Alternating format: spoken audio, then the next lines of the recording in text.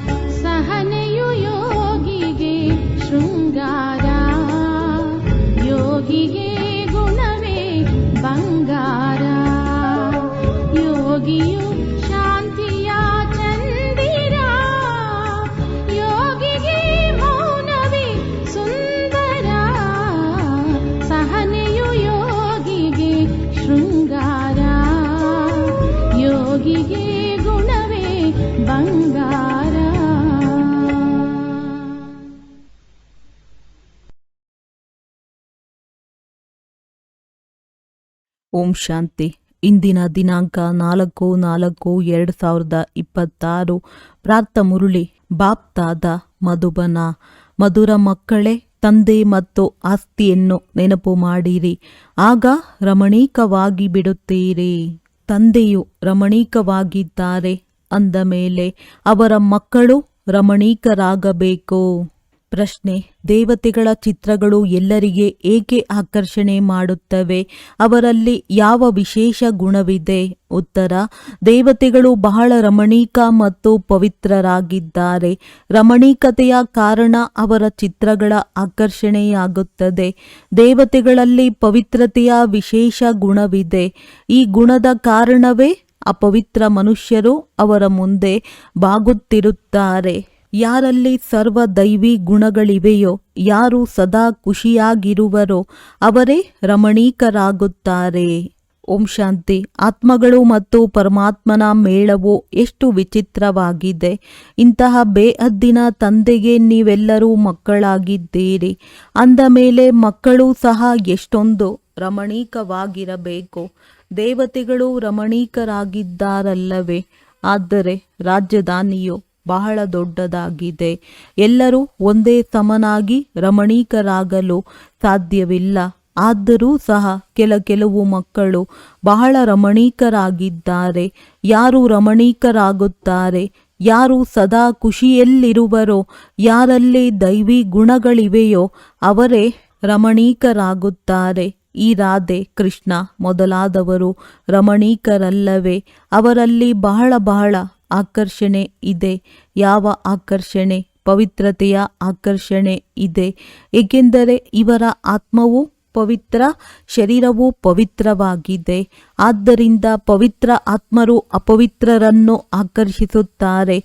ಅಪವಿತ್ರರು ಅವರ ಚರಣಗಳಿಗೆ ಬೀಳುತ್ತಾರೆ. ದೇವತೆಗಳಲ್ಲಿ ಎಷ್ಟೊಂದು ಬಲವಿದೆ. ಬಲೆ ಸನ್ಯಾಸಿಗಳಿದ್ದಾರೆ, ಆದರೆ ಅವರೂ ಸಹ ದೇವತೆಗಳ ಮುಂದೆ ಖಂಡಿತವಾಗಿ ತಲೆಬಾಗುತ್ತಾರೆ. ಬಲೆ ಕೆಲವರಿಗೆ ಬಹಳ ಗರ್ವವಿರುತ್ತದೆ, ಆದರೂ ಸಹ ದೇವತೆಗಳು ಅಥವಾ ಶಿವನ ಮುಂದೆ ಖಂಡಿತ ಬಾಗುತ್ತಾರೆ. ದೇವಿಯರ ಚಿತ್ರದ ಮುಂದೆಯೂ ತಲೆಬಾಗುತ್ತಾರೆ. ಏಕೆಂದರೆ ತಂದೆಯು ರಮಣೀಕರಾಗಿದ್ದಾರೆ. ಅಂದ ಮೇಲೆ ತಂದೆಯಿಂದ ಮಾಡಲ್ಪಟ್ಟಿರುವ ದೇವಿ ದೇವತೆಗಳೂ ಸಹ ರಮಣೀಕರಾಗಿದ್ದಾರೆ. ಅವರಲ್ಲಿ ಪವಿತ್ರತೆಯ ಆಕರ್ಷಣೆ ಇದೆ. ಅವರ ಆ ಆಕರ್ಷಣೆಯು ಇಲ್ಲಿಯವರೆಗೂ ನಡೆಯುತ್ತಿದೆ. ಅಂದ ಮೇಲೆ ಅವರಲ್ಲಿ ಎಷ್ಟು ಆಕರ್ಷಣೆ ಇದೆಯೋ ಅಷ್ಟು ನಿಮ್ಮಲ್ಲಿಯೂ ಇರಬೇಕು. ಅವರೇ ಈ ಲಕ್ಷ್ಮೀ ನಾರಾಯಣರ ತರಹ ನಾವಾಗುತ್ತೇವೆಂದು ತಿಳಿದುಕೊಳ್ಳುತ್ತಾರೆ. ನಿಮ್ಮ ಈ ಸಮಯದ ಆಕರ್ಷಣೆಯು ಅವಿನಾಶಿಯಾಗಿ ಬಿಡುತ್ತದೆ. ಎಲ್ಲರದ್ದು ಆಗುವುದಿಲ್ಲ. ನಂಬರ್ ವಾರಂತೂ ಇದೆಯಲ್ಲವೇ? ಭವಿಷ್ಯದಲ್ಲಿ ಯಾರು ಶ್ರೇಷ್ಠ ಪದವಿಯನ್ನು ಪಡೆಯುವವರಿದ್ದಾರೆಯೋ ಅವರಲ್ಲಿ ಇಲ್ಲಿಯೇ ಆಕರ್ಷಣೆ ಇರುವುದು. ಏಕೆಂದರೆ ಆತ್ಮವು ಪವಿತ್ರವಾಗಿ ಬಿಡುತ್ತದೆ. ನಿಮ್ಮಲ್ಲಿ ಯಾರು ವಿಶೇಷವಾಗಿ ನೆನಪಿನ ಯಾತ್ರೆಯಲ್ಲಿರುವರೋ ಅವರಲ್ಲಿ ಹೆಚ್ಚು ಆಕರ್ಷಣೆ ಇರುತ್ತದೆ. ಯಾತ್ರೆಯಲ್ಲಿ ಪವಿತ್ರತೆಯೂ ಖಂಡಿತ ಇರುತ್ತದೆ. ಪವಿತ್ರತೆಯಲ್ಲಿಯೇ ಆಕರ್ಷಣೆ ಇದೆ. ಪವಿತ್ರತೆಯ ಆಕರ್ಷಣೆಯು ಮತ್ತೆ ವಿದ್ಯೆಯಲ್ಲಿಯೂ ಆಕರ್ಷಣೆಯನ್ನು ತರುತ್ತದೆ. ಇದು ಈಗ ನಮಗೆ ಅರ್ಥವಾಗಿದೆ. ನೀವು ಅವರ ಪರಿಚಯವನ್ನು ಅರಿತುಕೊಂಡಿದ್ದೀರಿ. ಅವರು ಸಹ ತಂದೆಯನ್ನು ಎಷ್ಟು ನೆನಪು ಮಾಡಿರಬಹುದು? ಯಾರು ಇಷ್ಟು ದೊಡ್ಡ ರಾಜ್ಯವನ್ನು ಪಡೆದಿದ್ದಾರೆಯೋ ಅವರು ಅವಶ್ಯವಾಗಿ ರಾಜಯೋಗದಿಂದಲೇ ಪಡೆದಿರಬೇಕಲ್ಲವೇ? ಈ ಸಮಯದಲ್ಲಿ ನೀವು ಈ ಪದವಿಯನ್ನು ಪಡೆಯುವುದಕ್ಕಾಗಿ ಬಂದಿದ್ದೀರಿ. ತಂದೆಯು ಕುಳಿತು ನಿಮಗೆ ರಾಜಯೋಗವನ್ನು ಕಲಿಸುತ್ತಾರೆ. ಇದನ್ನು ಪಕ್ಕಾ ನಿಶ್ಚಯ ಮಾಡಿಕೊಂಡು ಇಲ್ಲಿಗೆ ಬಂದಿದ್ದೀರಲ್ಲವೇ? ಅವರೇ ತಂದೆಯಾಗಿದ್ದಾರೆ. ಓದಿಸುವವರು ಅವರೇ ಆಗಿದ್ದಾರೆ ಮತ್ತು ಜೊತೆ ಕರೆದುಕೊಂಡು ಹೋಗುವವರೂ ಆಗಿದ್ದಾರೆ. ಅಂದ ಮೇಲೆ ಸದಾ ಈ ಗುಣವಿರಬೇಕು. ಸದಾ ಹರ್ಷಿತಮುಖಿಯಾಗಿರಿ. ಯಾವಾಗ ತಂದೆಯ ನೆನಪಿನಲ್ಲಿರುತ್ತೀರೋ ಆಗ ಸದಾ ಹರ್ಷಿತರಾಗಿರುತ್ತೀರಿ ಮತ್ತು ಆಸ್ತಿಯ ನೆನಪು ಇರುವುದು. ಇದರಿಂದ ಬಹಳ ರಮಣೀಕರಾಗುತ್ತೀರಿ. ನೀವು ಮಕ್ಕಳಿಗೆ ತಿಳಿದಿದೆ, ನಾವಿಲ್ಲಿ ರಮಣೀಕರಾಗಿ ಭವಿಷ್ಯದಲ್ಲಿ ಇಂತಹ ರಮಣೀಕರಾಗುತ್ತೇವೆ. ಇಲ್ಲಿನ ವಿದ್ಯೆಯನ್ನೇ ಅಮರಪುರಿಗೆ ತೆಗೆದುಕೊಂಡು ಹೋಗುತ್ತೇವೆ. ಈ ಸತ್ಯ ತಂದೆಯೇ ನಿಮಗೆ ಸತ್ಯ ಸಂಪಾದನೆ ಮಾಡಿಸುತ್ತಿದ್ದಾರೆ. ಈ ಸತ್ಯ ಸಂಪಾದನೆಯೇ 21 ಜನ್ಮಗಳಿಗಾಗಿ ಜೊತೆ ಬರುತ್ತದೆ. ಮತ್ತೆ ಭಕ್ತಿ ಮಾರ್ಗದಲ್ಲಿ ಯಾವ ಸಂಪಾದನೆ ಮಾಡಿಕೊಳ್ಳುತ್ತೀರೋ ಅದು ಅಲ್ಪಕಾಲದ ಸುಖಕ್ಕಾಗಿ, ಅದು ಸದಾ ಜೊತೆ ಬರುವುದಿಲ್ಲ. ಅಂದಾಗ ಈ ವಿದ್ಯೆಯಲ್ಲಿ ಮಕ್ಕಳು ಸದಾ ಎಚ್ಚರಿಕೆಯಿಂದಿರಬೇಕು. ನೀವು ಬಹಳ ಸಾಧಾರಣವಾಗಿದ್ದೀರಿ. ನಿಮಗೆ ಓದಿಸುವವರೂ ಸಹ ಬಹಳ ಸಾಧಾರಣ ರೂಪದಲ್ಲಿದ್ದಾರೆ. ಅಂದ ಮೇಲೆ ಓದುವವರು ಸಾಧಾರಣವಾಗಿಯೇ ಇರುತ್ತೀರಿ. ಇಲ್ಲದಿದ್ದರೆ ಸಂಕೋಚವಾಗುವುದು. ನಾವು ಇಷ್ಟು ಅಧಿಕ ಬೆಲೆಯ ವಸ್ತ್ರಗಳನ್ನು ಹೇಗೆ ಧರಿಸುವುದು? ನಮ್ಮ ಮೊಮ್ಮ ಬಾಬಾರವರು ಎಷ್ಟು ಸಾಧಾರಣವಾಗಿದ್ದಾರೆ. ಆದ್ದರಿಂದ ನಾವು ಸಾಧಾರಣರಾಗಿದ್ದೇವೆ. ಇವರು ಏಕೆ ಸಾಧಾರಣವಾಗಿರುತ್ತಾರೆ? ಏಕೆಂದರೆ ವನವಾಸದಲ್ಲಿದ್ದಾರಲ್ಲವೇ. ನೀವೀಗ ಮರಳಿ ಹೋಗಬೇಕಲ್ಲವೇ. ಇಲ್ಲಿ ಯಾವುದು ವಿವಾಹ ಇತ್ಯಾದಿಗಳನ್ನು ಮಾಡಿಕೊಳ್ಳಬಾರದು. ಅವರಂತೂ ವಿವಾಹ ಮಾಡುವಾಗ ಕುಮಾರಿಯು ವನವಾಸದಲ್ಲಿರುತ್ತಾಳೆ. ಮೈಲಿಗೆ ಬಟ್ಟೆಗಳನ್ನು ಧರಿಸುತ್ತಾಳೆ, ತೈಲ ಇತ್ಯಾದಿಗಳನ್ನು ಹಚ್ಚುತ್ತಾಳೆ. ಏಕೆಂದರೆ ಮಾವನ ಮನೆಗೆ ಹೋಗುತ್ತಾಳೆ. ಬ್ರಾಹ್ಮಣರ ಮೂಲಕ ನಿಶ್ಚಿತಾರ್ಥವಾಗುತ್ತದೆ. ನೀವು ಸಹ ಈಗ ಮಾವನ ಮನೆಗೆ ಹೋಗಬೇಕಾಗಿದೆ. ರಾವಣಪುರಿಯಿಂದ ರಾಮಪುರಿ ಅಥವಾ ವಿಷ್ಣುಪುರಿಗೆ ಹೋಗಬೇಕಾಗಿದೆ. ಅಂದಾಗ ಈ ವನವಾಸದ ಪದ್ಧತಿಯನ್ನು ಏಕೆ ಇಟ್ಟಿದ್ದಾರೆಂದರೆ ಯಾವುದೇ ದೇಹದ ಅಥವಾ ವಸ್ತ್ರ ಮೊದಲಾದವುಗಳ ಅಭಿಮಾನ ಬಾರದಿರಲಿ ಎಂದು. ಯಾರಿಗಾದರೂ ಕಡಿಮೆ ಬೆಲೆಯ ಸೀರೆ ಇದ್ದು ಅನ್ಯರನ್ನು ನೋಡುತ್ತಾರೆಂದರೆ ಇವರ ಬಳಿ ಎಷ್ಟು ಒಳ್ಳೆಯ ಸೀರೆ ಇದೆ ಎಂದು ಸಂಕಲ್ಪ ನಡೆಯುತ್ತದೆ. ಇವರಂತೂ ವನವಾಸದಲ್ಲಿಲ್ಲ ಎಂದುಕೊಳ್ಳುತ್ತಾರೆ. ಆದರೆ ನೀವು ವನವಾಸದಲ್ಲಿ ಈ ರೀತಿ ಸಾಧಾರಣವಾಗಿರುತ್ತಲೂ ಅನ್ಯರಿಗೆ ಇಷ್ಟು ಶ್ರೇಷ್ಠ ಜ್ಞಾನವನ್ನು ಕೊಡಿ ಮತ್ತು ಇಷ್ಟು ನಶೆ ಏರಿರಲಿ. ಅದರಿಂದ ಅವರಿಗೆ ಬಾಣವು ನಾಟಬೇಕು.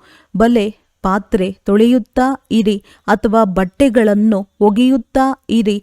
ಆದರೆ ಯಾರಾದರೂ ನಿಮ್ಮ ಸನ್ಮುಖದಲ್ಲಿ ಬಂದರೆ ನೀವು ಕೂಡಲೇ ಅವರಿಗೆ ತಂದೆಯ ನೆನಪು ತರಿಸಿ, ನಿಮಗೆ ಈ ನಶೆ ಏರಿರಲಿ ಮತ್ತು ಸಾಧಾರಣ ಉಡುಪಿನಲ್ಲಿದ್ದು ಕುಳಿತು ಯಾರಿಗಾದರೂ ಜ್ಞಾನವನ್ನು ತಿಳಿಸಿದ್ದೇ ಆದರೆ ಆಶ್ಚರ್ಯಚಕಿತರಾಗುತ್ತಾರೆ. ಇವರಲ್ಲಿ ಎಷ್ಟು ಶ್ರೇಷ್ಠ ಜ್ಞಾನವಿದೆ ಎಂದು. ಈ ಜ್ಞಾನವು ಗೀತೆಯದ್ದಾಗಿದೆ ಮತ್ತು ಭಗವಂತನೇ ಇದನ್ನು ತಿಳಿಸಿದ್ದಾರೆ. ರಾಜಯೋಗವು ಗೀತಾ ಜ್ಞಾನವೇ ಆಗಿದೆ. ಅಂದ ಮೇಲೆ ಇಷ್ಟು ನಶೆ ಇರುತ್ತದೆಯೇ? ಹೇಗೆ ತಂದೆಯು ತಮ್ಮ ಉದಾಹರಣೆಯನ್ನು ಕೊಡುತ್ತಾರೆ. ತಿಳಿದುಕೊಳ್ಳಿ, ಮಕ್ಕಳ ಜೊತೆ ನಾನು ಆಟವಾಡುತ್ತಿರುತ್ತೇನೆ. ಅಂತಹ ಸಮಯದಲ್ಲಿ ಯಾರಾದರೂ ಜಿಜ್ಞಾಸು ಎದುರಿಗೆ ಬಂದರೆ ಅವರಿಗೆ ತಕ್ಷಣ ತಂದೆಯ ಪರಿಚಯವನ್ನು ಕೊಡುತ್ತೇನೆ. ಯೋಗದ ಶಕ್ತಿ, ಯೋಗ ಶಕ್ತಿ ಇರುವ ಕಾರಣ ಅವರು ಅಲ್ಲಿಯೇ ನಿಂತು ಆಶ್ಚರ್ಯಚಕಿತರಾಗುತ್ತಾರೆ. ಇಂತಹ ಸಾಧಾರಣವಾಗಿರುವವರಾಗಿದ್ದಾರೆ. ಆದರೆ ಇವರಲ್ಲಿ ಇಷ್ಟೊಂದು ಶಕ್ತಿ ಇದೆಯಲ್ಲವೇ? ಆದರೂ ಸಹ ಅವರು ಏನು ಹೇಳಲು ಸಾಧ್ಯವಾಗುವುದಿಲ್ಲ. ಬಾಯಿಯಿಂದ ಯಾವುದೇ ಮಾತುಗಳು ಬರುವುದಿಲ್ಲ. ಹೇಗೆ ನೀವು ವಾಣಿಯಿಂದ ದೂರವಾಗುತ್ತೀರೋ ಹಾಗೆಯೇ ಅವರೂ ಸಹ ವಾಣಿಯಿಂದ ದೂರವಾಗುತ್ತಾರೆ. ಈ ನಶೆಯು ಸದಾ ಆಂತರ್ಯದಲ್ಲಿರಬೇಕಾಗಿದೆ. ಯಾವುದೇ ಸಹೋದರ ಅಥವಾ ಸಹೋದರಿಯು ಬಂದರೆ ಅವರನ್ನು ನಿಲ್ಲಿಸಿ ವಿಶ್ವದ ಮಾಲೀಕರಾಗುವ ಮತವನ್ನು ಕೊಡಬಹುದು. ಆಂತರ್ಯದಲ್ಲಿ ಇದೇ ನಶೆ ಇರಬೇಕು. ತಮ್ಮ ಲಗನ್ನಲ್ಲಿ ಮಗ್ನರಾಗಬೇಕಾಗಿದೆ. ತಂದೆಯು ಸದಾ ಹೇಳುತ್ತಾರೆ, ನಿಮ್ಮಲ್ಲಿ ಜ್ಞಾನವಂತೂ ಇದೆ, ಆದರೆ ಯೋಗದ ಅರಿತವಿಲ್ಲ. ಪವಿತ್ರತೆ ಮತ್ತು ನೆನಪಿನಲ್ಲಿ ಇರುವುದರಿಂದಲೇ ಜ್ಞಾನದ ಅರಿತ ಬರುತ್ತದೆ. ನೆನಪಿನ ಯಾತ್ರೆಯಿಂದ ನೀವು ಪವಿತ್ರರಾಗುತ್ತೀರಿ.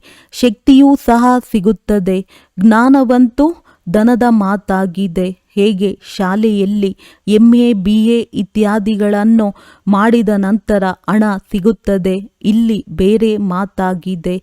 ಇಲ್ಲಂತೂ ಬೇರೆ ಮಾತಾಗಿದೆ. ಭಾರತದ ಪ್ರಾಚೀನ ಯೋಗವು ಬಹಳ ಪ್ರಸಿದ್ಧವಾಗಿದೆ. ಇದೇ ನೆನಪಾಗಿದೆ. ತಂದೆಯು ಸರ್ವಶಕ್ತಿವಂತನಾಗಿರುವ ಕಾರಣ ಮಕ್ಕಳಿಗೆ ತಂದೆಯಿಂದ ಶಕ್ತಿ ಸಿಗುತ್ತದೆ. ಮಕ್ಕಳಿಗೆ ಆಂತರ್ಯದಲ್ಲಿರಬೇಕಾಗಿದೆ. ನಾವು ಮಕ್ಕಳು ತಂದೆಯ ಸಂತಾನರಾಗಿದ್ದೇವೆ, ಆದರೆ ತಂದೆಯಷ್ಟು ಪವಿತ್ರರಾಗಿಲ್ಲ. ಈಗ ಆಗಬೇಕಾಗಿದೆ. ಯೋಗದಿಂದ ನೀವು ಪವಿತ್ರರಾಗುತ್ತೀರಿ. ಯಾರು ಅನನ್ಯ ಮಕ್ಕಳು ಇರುತ್ತಾರೆಯೋ ಅವರು ನಿತ್ಯವೂ ಇದೇ ಚಿಂತನೆಯನ್ನು ಮಾಡುತ್ತಿರುತ್ತಾರೆ. ಯಾರಾದರೂ ಬಂದರೆ ಅವರಿಗೆ ನಾವು ದಾರಿ ತೋರಿಸೋಣವೆಂಬ ದಯೆ ಬರಬೇಕು. ಪಾಪ ಜ್ಞಾನವಿಲ್ಲದೆ ಕುರುಡರಾಗಿದ್ದಾರೆ ಎಂದು ಕುರುಡರಿಗೆ ಊರುಗೋಲನ್ನು ಕೊಟ್ಟು ನಡೆಸುತ್ತಾರಲ್ಲವೇ, ಇವರೆಲ್ಲರೂ ಕುರುಡರಾಗಿದ್ದಾರೆ, ಏಕೆಂದರೆ ಜ್ಞಾನದ ಚಕ್ಷುವಿಲ್ಲ. ಈಗ ನಿಮಗೆ ಜ್ಞಾನದ ಮೂರನೆಯ ನೇತ್ರವು ಸಿಕ್ಕಿದೆ. ನೀವು ಎಲ್ಲವನ್ನು ತಿಳಿದುಕೊಂಡಿದ್ದೀರಿ. ಇಡೀ ಸೃಷ್ಟಿಯ ಆದಿ ಮಧ್ಯ ಅಂತ್ಯವನ್ನೂ ಸಹ ನಾವೀಗ ತಿಳಿದುಕೊಂಡಿದ್ದೇವೆ. ಇವೆಲ್ಲವೂ ಭಕ್ತಿ ಮಾರ್ಗದ ಮಾತುಗಳಾಗಿವೆ. ನೀವು ಮೊದಲೇ ತಿಳಿದುಕೊಂಡಿದ್ದೀರಿ. ಕೆಟ್ಟದನ್ನು ಕೇಳಬಾರದು, ಕೆಟ್ಟದನ್ನು ನೋಡಬಾರದು. ಈ ಚಿತ್ರಗಳನ್ನು ಏಕೆ ಮಾಡಿದ್ದಾರೆ? ಪ್ರಪಂಚದಲ್ಲಿ ಯಾರೂ ಇದರ ಅರ್ಥವನ್ನು ತಿಳಿದುಕೊಂಡಿಲ್ಲ. ಆದರೆ ಇದನ್ನು ನೀವು ತಿಳಿದುಕೊಂಡಿದ್ದೀರಿ. ತಂದೆಯು ಹೇಗೆ ಜ್ಞಾನಸಾಗರನಾಗಿದ್ದಾರೆಯೋ ಅದೇ ರೀತಿ ನೀವೂ ಸಹ ನಂಬರ್ವಾರ್ ಪುರುಷಾರ್ಥದನುಸಾರ ಜ್ಞಾನಸಾಗರರಾಗುತ್ತಿದ್ದೀರಿ. ಕೆಲವರಿಗೆ ತುಂಬ ನಶೆ ಏರಿರುತ್ತದೆ. ವಾವ್, ಬಾಬನಿಂದ ಪೂರ್ಣ ಆಸ್ತಿಯನ್ನು ತೆಗೆದುಕೊಳ್ಳದೆ ಬಾಬನ ಮಗುವಾಗಿ ಏನು ಮಾಡಿದೆ? ಪ್ರತಿದಿನ ರಾತ್ರಿಯಲ್ಲಿ ತಮ್ಮ ಲೆಕ್ಕಪತ್ರವನ್ನು ನೋಡಿಕೊಳ್ಳಬೇಕು. ಬಾಬಾ ವ್ಯಾಪಾರಿಯಾಗಿದ್ದಾರೆ. ವ್ಯಾಪಾರಿಗಳಿಗೆ ತಮ್ಮ ಲೆಕ್ಕಪತ್ರವನ್ನು ನೋಡುವುದು ಸಹಜವಾಗಿರುತ್ತದೆ. ಸರ್ಕಾರಿ ನೌಕರರಿಗೆ ಲೆಕ್ಕಪತ್ರವನ್ನು ತೆಗೆಯಲು ಬರುವುದಿಲ್ಲ. ಅವರು ಸೌದಾಗರರೂ ಆಗಿರುವುದಿಲ್ಲ. ವ್ಯಾಪಾರಿಗಳು ಚೆನ್ನಾಗಿ ಅರ್ಥ ಮಾಡಿಕೊಳ್ಳುತ್ತಾರೆ. ನೀವು ವ್ಯಾಪಾರಿಗಳಾಗಿದ್ದೀರಿ. ನೀವು ನಿಮ್ಮ ಲಾಭ ನಷ್ಟವನ್ನು ತಿಳಿದುಕೊಂಡಿದ್ದೀರಿ. ಪ್ರತಿದಿನ ತಮ್ಮ ಅನುಕೂಲದಂತೆ ಖಾತೆಯನ್ನು ನೋಡಿಕೊಳ್ಳಿ. ಲಾಭವಾಗಿದೆಯೋ ಅಥವಾ ನಷ್ಟವಾಗಿದೆಯೋ? ನೀವಂತೂ ಸೌದಾಗರರಲ್ಲವೇ? ಗಾಯನವಿದೆಯಲ್ಲವೇ? ತಂದೆಯು ಸೌದಾಗರ್ ರತ್ನಾಗರ್ ಆಗಿದ್ದಾರೆ. ಅವಿನಾಶಿ ಜ್ಞಾನ ರತ್ನಗಳ ವ್ಯಾಪಾರವನ್ನು ಮಾಡುತ್ತಾರೆ ಎಂಬುದನ್ನು ಸಹ ನಂಬರ್ವಾರ್ ಪುರುಷಾರ್ಥದನುಸಾರ ತಿಳಿದುಕೊಂಡಿದ್ದೀರಿ. ಎಲ್ಲರೂ ತೀಕ್ಷ್ಣ ಬುದ್ಧಿಯವರಾಗಿರುವುದಿಲ್ಲ. ಒಂದು ಕಿವಿಯಿಂದ ಕೇಳಿ ಇನ್ನೊಂದು ಕಿವಿಯಿಂದ ಹೊರಟು ಹೋಗುತ್ತದೆ. ಚೀಲದಲ್ಲಿ ರಂಧ್ರವಿದ್ದರೆ ಅದರಿಂದ ಸೋರಿ ಹೋಗುತ್ತದೆ, ಜೋಳಿಗೆ ತುಂಬುವುದಿಲ್ಲ. ತಂದೆಯು ತಿಳಿಸುತ್ತಾರೆ, ಧನದಾನ ಮಾಡುವುದರಿಂದ ಧನ ಖಾಲಿಯಾಗುವುದಿಲ್ಲ. ಅವಿನಾಶಿ ಜ್ಞಾನ ರತ್ನವಲ್ಲವೇ? ತಂದೆಯು ರೂಪ ಬಸಂತರಾಗಿದ್ದಾರೆ. ಆತ್ಮವೇನೋ ಹೌದು, ಅವರಲ್ಲಿ ಜ್ಞಾನವಿದೆ. ನೀವು ಮಕ್ಕಳೂ ಸಹ ರೂಪ ಬಸಂತರಾಗಿದ್ದೀರಿ. ಆತ್ಮದಲ್ಲಿ ಜ್ಞಾನವು ತುಂಬುತ್ತಾ ಇರುತ್ತದೆ. ಅವರಿಗೆ ರೂಪವಿದೆ. ಬಲೆ ಆತ್ಮವು ಚಿಕ್ಕದಾಗಿದೆ, ರೂಪವಂತೂ ಇದೆಯಲ್ಲವೇ? ಅವರನ್ನು ತಿಳಿದುಕೊಳ್ಳಬಹುದು, ಪರಮಾತ್ಮನನ್ನು ತಿಳಿದುಕೊಳ್ಳಬಹುದು. ಸೋಮನಾಥನ ಭಕ್ತಿ ಮಾಡುವವರು ಇಷ್ಟು ಚಿಕ್ಕ ಬಿಂದುವಿಗೆ ಹೇಗೆ ಪೂಜೆ ಮಾಡುವುದು?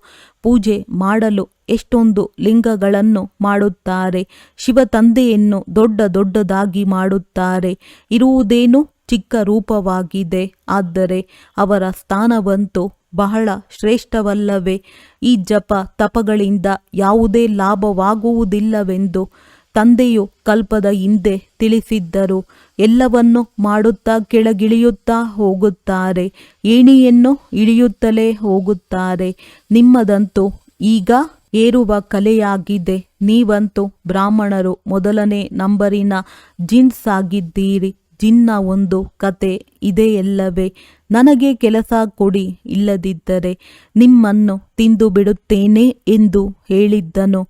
ಆದ್ದರಿಂದ ಏಣಿಯನ್ನು ಹತ್ತುವುದು ಇಳಿಯುವ ಕೆಲಸ ಕೊಟ್ಟರು. ಆದ್ದರಿಂದ ಅವನಿಗೆ ಕೆಲಸ ಸಿಕ್ಕಿತು. ಈ ಬೇಹದ್ದಿನ ಏಣಿಯನ್ನು ನೀವೇ ಇಳಿಯುತ್ತೀರಿ ಮತ್ತು ನೀವೇ ಹತ್ತುತ್ತೀರಿ ಎಂದು ತಂದೆಯು ತಿಳಿಸಿದ್ದಾರೆ, ನೀವೇ ಪೂರ್ಣ ಏಣಿಯನ್ನು ಇಳಿಯುತ್ತೀರಿ ಮತ್ತು ಹತ್ತುತ್ತೀರಿ. ನೀವೇ ಜಿನ್ ಆಗಿದ್ದೀರಿ. ಬೇರೆ ಯಾರೂ ಸಹ ಏಣಿಯನ್ನು ಪೂರ್ಣ ಹತ್ತುವುದಿಲ್ಲ. ಏಣಿಯ ಪೂರ್ಣ ಜ್ಞಾನವನ್ನು ಪಡೆಯುವುದರಿಂದ ನೀವು ಶ್ರೇಷ್ಠ ಪದವಿಯನ್ನು ಪಡೆಯುತ್ತೀರಿ, ಮತ್ತೆ ಇಳಿಯುತ್ತೀರಿ, ಹತ್ತುತ್ತೀರಿ. ತಂದೆಯು ತಿಳಿಸುತ್ತಾರೆ, ನಾನು ನಿಮ್ಮ ತಂದೆಯಾಗಿದ್ದೇನೆ. ನನ್ನನ್ನು ನೀವು ಪತಿತ ಪಾವನನೆಂದು ಕರೆಯುತ್ತೀರಲ್ಲವೇ? ನಾನು ಸರ್ವಶಕ್ತಿವಂತನಾಗಿದ್ದೇನೆ, ಏಕೆಂದರೆ ನಾನಾತ್ಮ ಸದಾ 100% ಪವಿತ್ರನಾಗಿದ್ದೇನೆ. ನಾನು ಬಿಂದು ರೂಪ ಅಥಾರಿಟಿಯಾಗಿದ್ದೇನೆ. ಎಲ್ಲ ಶಾಸ್ತ್ರಗಳ ರಹಸ್ಯವನ್ನು ತಿಳಿದುಕೊಂಡಿದ್ದೇನೆ. ಇದು ಎಷ್ಟು ಆಶ್ಚರ್ಯವಾಗಿದೆ ಅಲ್ಲವೇ? ಇವೆಲ್ಲವೂ ಬಹಳ ಆಶ್ಚರ್ಯಕರವಾದ ಜ್ಞಾನವಾಗಿದೆ. ಈ ರೀತಿ ಎಂದು ಕೇಳಿರುವುದಿಲ್ಲ. ಆತ್ಮದಲ್ಲಿಯೇ 84 ಜನ್ಮಗಳ ಪಾತ್ರವು ಅಡಕವಾಗಿದೆ. ಇದು ಎಂದು ಅಳಿಸಿ ಹೋಗುವುದಿಲ್ಲ, ನಡೆಯುತ್ತಲೇ ಇರುತ್ತದೆ. 84 ಜನ್ಮಗಳ ಚಕ್ರ ಸುತ್ತುತ್ತಾ ಬರುತ್ತದೆ. 84 ಜನ್ಮಗಳ ರೆಕಾರ್ಡ್ ಇದರಲ್ಲಿ ತುಂಬಿದೆ. ಇಷ್ಟು ಚಿಕ್ಕ ಆತ್ಮದಲ್ಲಿ ಎಷ್ಟೊಂದು ಜ್ಞಾನವಿದೆ. ತಂದೆಯಲ್ಲಿಯೂ ಸಹ ಇದೆ ಅಂದಾಗ ನೀವು ಮಕ್ಕಳಲ್ಲಿಯೂ ಇದೆ. ಎಷ್ಟೊಂದು ಪಾತ್ರವನ್ನು ಅಭಿನಯಿಸುತ್ತಾರೆ. ಆದರೆ ಈ ಪಾತ್ರವು ಎಂದೂ ಅಳಿಸಿ ಹೋಗುವುದಿಲ್ಲ. ಆತ್ಮವನ್ನು ಈ ಕಣ್ಣುಗಳಿಂದ ನೋಡಲು ಸಾಧ್ಯವಿಲ್ಲ. ಆತ್ಮವಂತೂ ಬಿಂದುವೇ ಆಗಿದೆ ಅಂದಾಗ ತಂದೆಯೂ ಸಹ ಹೇಳುತ್ತಾರೆ, ನಾನೂ ಸಹ ಬಿಂದುವಾಗಿದ್ದೇನೆ. ಇದನ್ನು ನೀವು ಮಕ್ಕಳು ಈಗ ತಿಳಿದುಕೊಂಡಿದ್ದೀರಿ. ನೀವು ಬೇಹದ್ದಿನ ತ್ಯಾಗಿ ಮತ್ತು ರಾಜ ಋಷಿಗಳಾಗಿದ್ದೀರಿ ಅಂದಾಗ ಎಷ್ಟೊಂದು ನಶೆ ಏರಿರಬೇಕಲ್ಲವೇ? ರಾಜ ಋಷಿಗಳು ಸಂಪೂರ್ಣ ಪವಿತ್ರರಾಗಿರುತ್ತಾರೆ. ರಾಜ ಋಷಿಗಳೆಂದರೆ ಸೂರ್ಯವಂಶಿ, ಚಂದ್ರವಂಶಿಗಳಾಗಿದ್ದಾರೆ. ಯಾರು ಇಲ್ಲಿ ರಾಜ್ಯ ಭಾಗ್ಯವನ್ನು ಪ್ರಾಪ್ತಿ ಮಾಡಿಕೊಂಡಿದ್ದಾರೆ, ಹೇಗೆ ನೀವು ಸಹ ಈಗ ಪ್ರಾಪ್ತಿ ಮಾಡಿಕೊಳ್ಳುತ್ತಿದ್ದೀರಿ, ಇದನ್ನು ಮಕ್ಕಳು ತಿಳಿದುಕೊಳ್ಳುತ್ತೀರಿ. ನಾವು ಹಿಂತಿರುಗಿ ಹೋಗುತ್ತೇವೆ. ಅಂಬಿಗನ ದೋಣಿಯಲ್ಲಿ ಕುಳಿತಿದ್ದೇವೆ ಮತ್ತು ಇದು ಪುರುಷೋತ್ತಮ ಸಂಗಮ ಯುಗವಾಗಿದೆ ಎಂದು ತಿಳಿದುಕೊಂಡಿದ್ದೀರಿ. ಅವಶ್ಯವಾಗಿ ಹೋಗಬೇಕಾಗಿದೆ. ಹಳೆಯ ಶಾಂತಿಧಾಮದ ಮೂಲಕ ಹಳೆಯ ಪ್ರಪಂಚದಿಂದ ಹೊಸ ಪ್ರಪಂಚಕ್ಕೆ ಹೋಗಬೇಕಾಗಿದೆ. ಯಾವಾಗಲೂ ಸಹ ಇದು ಮಕ್ಕಳ ಬುದ್ಧಿಯಲ್ಲಿ ಇರಬೇಕಾಗಿದೆ. ಸತ್ಯಯುಗದಲ್ಲಿ ನಾವು ಇದ್ದಾಗ ಯಾವುದೇ ಬೇರೆ ಖಂಡವಿರಲಿಲ್ಲ, ನಮ್ಮದೇ ರಾಜ್ಯವಿತ್ತು. ಪುನಃ ಈಗ ಯೋಗ ಬಲದಿಂದ ನಮ್ಮ ರಾಜ್ಯ ಭಾಗ್ಯವನ್ನು ಪಡೆಯುತ್ತಿದ್ದೇವೆ. ಏಕೆಂದರೆ ನಿಮಗೆ ತಿಳಿಸಲಾಗಿದೆ, ಯೋಗ ಬಲದಿಂದಲೇ ವಿಶ್ವದ ರಾಜ್ಯ ಭಾಗ್ಯವನ್ನು ಪಡೆಯಲು ಸಾಧ್ಯ, ಬಾಹುಬಲದಿಂದ ಪಡೆಯಲು ಸಾಧ್ಯವಿಲ್ಲ. ಇದು ಬೇಹದ್ದಿನ ನಾಟಕವಾಗಿದೆ. ಆಟವು ಮಾಡಲ್ಪಟ್ಟಿರುವುದಾಗಿದೆ. ಈ ಆಟದ ಜ್ಞಾನವನ್ನು ತಂದೆಯೇ ಕೊಡುತ್ತಾರೆ. ಪ್ರಾರಂಭದಿಂದ ಹಿಡಿದು ಇಡೀ ಪ್ರಪಂಚದ ಇತಿಹಾಸ ಭೂಗೋಳವನ್ನು ತಿಳಿಸುತ್ತಾರೆ. ನೀವು ಸೂಕ್ಷ್ಮವತನ, ಮೂಲವತನದ ಬಗ್ಗೆ ಚೆನ್ನಾಗಿ ತಿಳಿದುಕೊಂಡಿದ್ದೀರಿ. ಸ್ಥೂಲ ವತನದಲ್ಲಿ ಇವರ ರಾಜ್ಯವಿತ್ತು, ಅರ್ಥಾತ್ ನಮ್ಮ ರಾಜ್ಯವಿತ್ತು. ಹೇಗೆ ನೀವು ಏಣಿಯನ್ನು ಇಳಿಯುತ್ತೀರೋ ಅದು ಸಹ ನೆನಪಿಗೆ ಬಂದಿದೆ. ಏಣಿಯನ್ನು ಏರುವುದು ಇಳಿಯುವ ಆಟವು ಮಕ್ಕಳ ಬುದ್ಧಿಯಲ್ಲಿ ಕುಳಿತಿದೆ. ಈ ಪ್ರಪಂಚದ ಇತಿಹಾಸ ಭೂಗೋಳವು ಹೇಗೆ ಪುನರಾವರ್ತನೆಯಾಗುವುದು ಎಂಬುದು ಬುದ್ಧಿಯಲ್ಲಿದೆ. ಇದರಲ್ಲಿ ನಮ್ಮದ್ದು ಹೀರೋ ಹೀರೋಯಿನ್ನ ಪಾತ್ರವಿದೆ. ನಾವೇ ಸೋಲನ್ನು ಅನುಭವಿಸುತ್ತೇವೆ ಮತ್ತು ನಾವೇ ಗೆಲುವನ್ನು ಪಡೆಯುತ್ತೇವೆ. ಆದ್ದರಿಂದ ಹೀರೋ ಹೀರೋಯಿನ್ ಎಂದು ಹೆಸರನ್ನಿಡಲಾಗಿದೆ. ಒಳ್ಳೆಯದು. ಮಧುರಾತಿ ಮಧುರ ಅಗಲಿ ಹೋಗಿ ಮರಳಿ ಸಿಕ್ಕಿರುವ ಮಕ್ಕಳ ಪ್ರತಿ ಮಾತ್ಪಿತಾ ಬಾಪ್ ದಾದಾರವರ ನೆನಪು, ಪ್ರೀತಿ ಹಾಗೂ ಸುಪ್ರಭಾತ. ಆತ್ಮಿಕ ಮಕ್ಕಳಿಗೆ ಆತ್ಮಿಕ ತಂದೆಯ ನಮಸ್ತೆ. ಧಾರಣೆಗಾಗಿ ಮುಖ್ಯ ಸಾರ. ಈಗ ನಾವು ವನವಾಸದಲ್ಲಿದ್ದೇವೆ. ಆದುದರಿಂದ ಬಹಳ ಸಾಧಾರಣವಾಗಿರಬೇಕಾಗಿದೆ. ದೇಹದ ಅಥವಾ ಯಾವುದೇ ವಸ್ತ್ರಗಳ ಅಭಿಮಾನವಿರಬಾರದು. ಯಾವುದೇ ಕಾರ್ಯವನ್ನು ಮಾಡುತ್ತಾ ತಂದೆಯ ನೆನಪಿನಲ್ಲಿದ್ದು ನಶೆ ಏರಿಸಿಕೊಳ್ಳಬೇಕಾಗಿದೆ. ನಾವು ಬೇಹದ್ದಿನ ತ್ಯಾಗಿ ಮತ್ತು ರಾಜ ಋಷಿಯಾಗಿದ್ದೇವೆ. ಇದೇ ನಶೆಯಲ್ಲಿದ್ದು ಪವಿತ್ರರಾಗಬೇಕಾಗಿದೆ. ಜ್ಞಾನಧನದಿಂದ ಸಂಪನ್ನರಾಗಿ ದಾನ ಮಾಡಬೇಕಾಗಿದೆ. ಸತ್ಯ ಸತ್ಯ ಸೌದಾಗರರಾಗಿ ತಮ್ಮ ಲೆಕ್ಕಪತ್ರವನ್ನು ಇಡಬೇಕಾಗಿದೆ. ವರದಾನ: ಸ್ವಯಂವನ್ನು ಸೇವಾದಾರಿ ಎಂದು ತಿಳಿದುಕೊಂಡು ಬಾಗುವ ಹಾಗೂ ಸರ್ವರನ್ನು ಬಾಗಿಸುವಂತಹ ನಿಮಿತ್ತ ಹಾಗೂ ನಂಬರ ಚಿತ್ತಭವ. ಯಾರು ತನ್ನ ಪ್ರತಿ ಸಂಕಲ್ಪ ಅಥವಾ ಪ್ರತಿ ಕರ್ಮವನ್ನು ತಂದೆಯ ಮುಂದೆ ಅರ್ಪಣೆ ಮಾಡಿಬಿಡುತ್ತಾರೆ ಅವರಿಗೆ ನಿಮಿತ್ತ ಎಂದು ಹೇಳಲಾಗುತ್ತದೆ. ನಿಮಿತ್ತರಾಗುವುದು ಅಂದರೆ ಅರ್ಪಣೆಯಾಗುವುದು. ಹಾಗೂ ಯಾರು ಬಾಗುತ್ತಾರೆಯೋ ಅವರು ನಮ್ರಚಿತ್ತರು. ಸಂಸ್ಕಾರಗಳಲ್ಲಿ ಸಂಕಲ್ಪಗಳಲ್ಲಿ ಎಷ್ಟು ಬಾಗುತ್ತಾರೆಯೋ ಅಷ್ಟು ತಮ್ಮ ಮುಂದೆ ವಿಶ್ವವು ಬಾಗುವುದು. ಬಾಗುವುದು ಅಂದರೆ ಭಾಗಿಸುವುದಾಗಿದೆ. ಎಂದಿಗೂ ಸಹ ಅನ್ಯರು ನಮ್ಮ ಮುಂದೆ ಸ್ವಲ್ಪವಾದರೂ ಬಾಗಲಿ ಎಂಬ ಸಂಕಲ್ಪವೂ ಇರಬಾರದು. ಯಾರು ಸತ್ಯ ಸೇವಾದಾರಿ ಆಗಿರುತ್ತಾರೆಯೋ ಅವರು ಸದಾ ಬಾಗುತ್ತಾರೆ. ಎಂದಿಗೂ ಸಹ ತನ್ನ ಆವೇಶವನ್ನು ತೋರಿಸುವುದಿಲ್ಲ.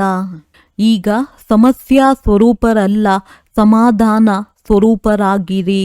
ಅವ್ಯಕ್ತ ಸೂಚನೆ: ಮಹಾನರಾಗಲು ಮಧುರತೆ ಮತ್ತು ನಮ್ರತೆಯ ಗುಣ ಧಾರಣೆ ಮಾಡಿ. ನೀವು ಮಹಾನ್ ಆತ್ಮರ ಪ್ರತಿ ಮನಸಾ ಸಂಕಲ್ಪ ಪ್ರತಿ ಆತ್ಮರ ಪ್ರತಿ ಮಧುರರಾಗಿ ಮಹಾನರಾಗಿ ಹೇಗೆ ತಂದೆಯ ಸ್ವಭಾವ ಸದಾ ಪ್ರತಿ ಆತ್ಮನ ಪ್ರತಿ ಕಲ್ಯಾಣ ಅಥವಾ ದಯೆಯ ಭಾವನೆಯದ್ದಾಗಿದೆ. ಪ್ರತಿಯೊಬ್ಬರನ್ನು ಶ್ರೇಷ್ಠರನ್ನಾಗಿ ಮಾಡುವುದು ಮಧುರತೆ ಮತ್ತು ನಿರ್ಮಾಣತೆಯದ್ದಾಗಿದೆ. ಇಂತಹ ತಮ್ಮ ಸ್ವಭಾವವನ್ನಾಗಿ ಮಾಡಿಕೊಳ್ಳಿ. ಒಂದು ವೇಳೆ ಜೋರಾಗಿ ಮಾತನಾಡುವುದು ಆವೇಶದಲ್ಲಿ ಬರುವ ಸ್ವಭಾವವಿದ್ದರೆ ಇದು ಸಹ ಬ್ರಾಹ್ಮಣ ಜೀವನದಲ್ಲಿ ಬಹಳ ದೊಡ್ಡ ವಿಘ್ನವಾಗಿದೆ. ಈಗ ಇಂತಹ ಸ್ವಭಾವವನ್ನು ಪರಿವರ್ತನೆ ಮಾಡಿಕೊಳ್ಳಿರಿ. ಒಳ್ಳೆಯದು. ಓಂ ಶಾಂತಿ.